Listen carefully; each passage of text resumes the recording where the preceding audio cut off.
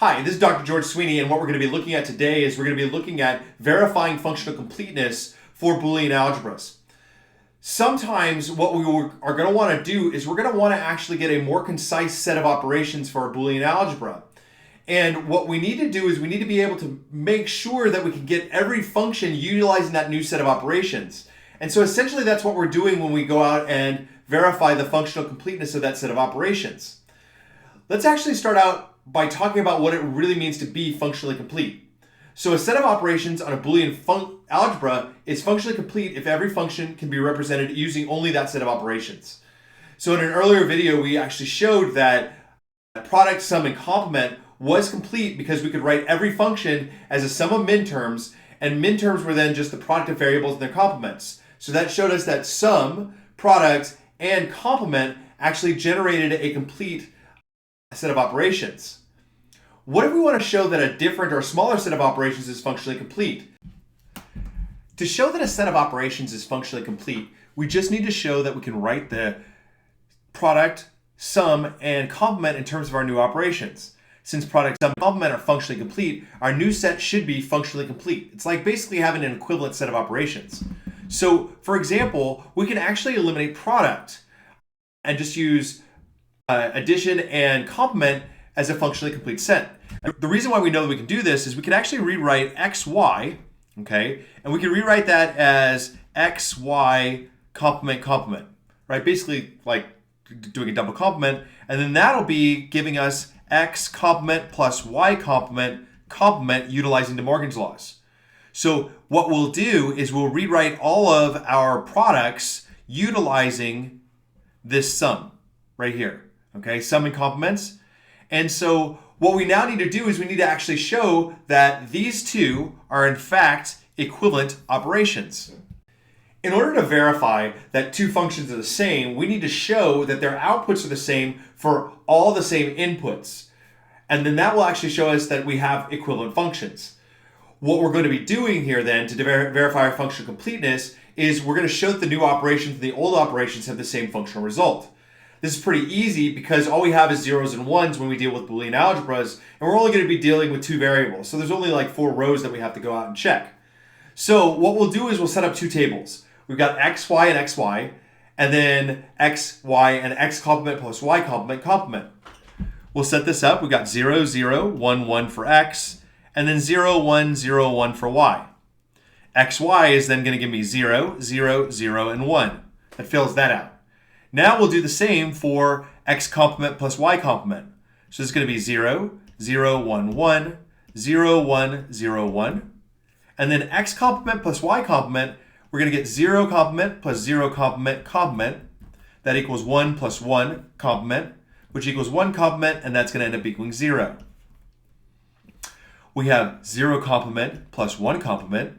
That's going to be 1 plus 0 complement, which equals 1 complement, which equals 0 again. Then we have 1 complement plus 0 complement, which equals 0 plus 1 complement, which equals 0, which equals 1 complement, which equals 0 again.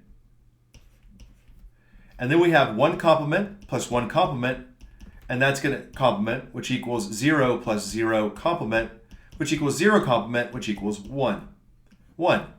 And so what you can see here is that we actually have identical tables here representing our functional values. And so hence,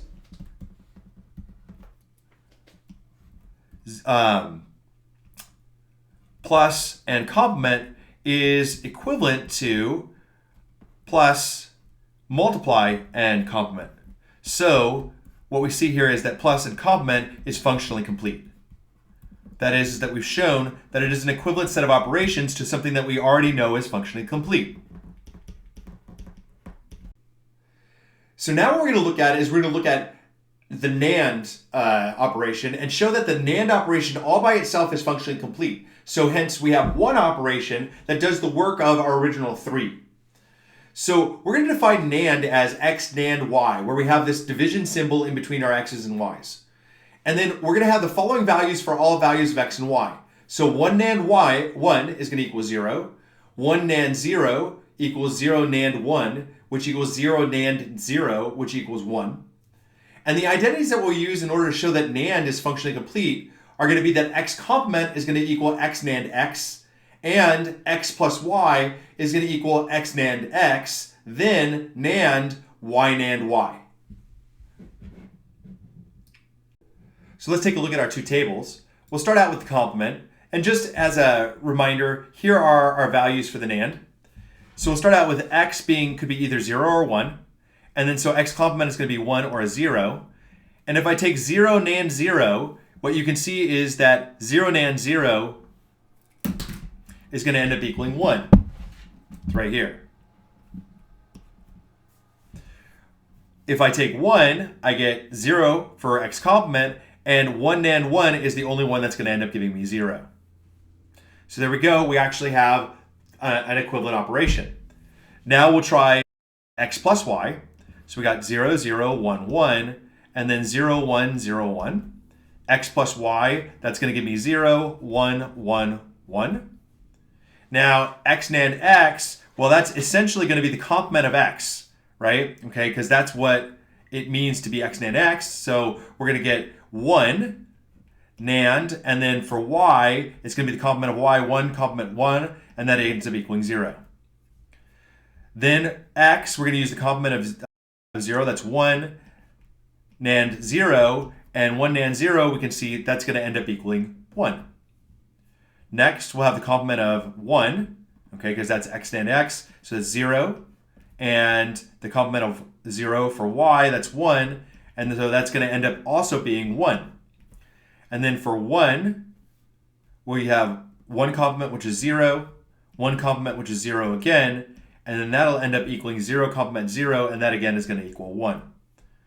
So now what we can see is in fact, that x plus y and the operation that we created using the NAND symbol are in fact the same. They have the same set of outputs given the same inputs. Same thing with the complement. So consequently, what we can see is that plus comma complement is equivalent to the NAND symbol. Okay. To show that a set of operations is functionally complete, what we need to do is we first need to develop an equivalence between a set of operations that we know is complete and our new set of operations. So for example, we had xy equals x complement plus y complement complement. Then we're going to go out and use a table or other form of equivalency to show that the two operations will give the same outputs given an identical set of inputs.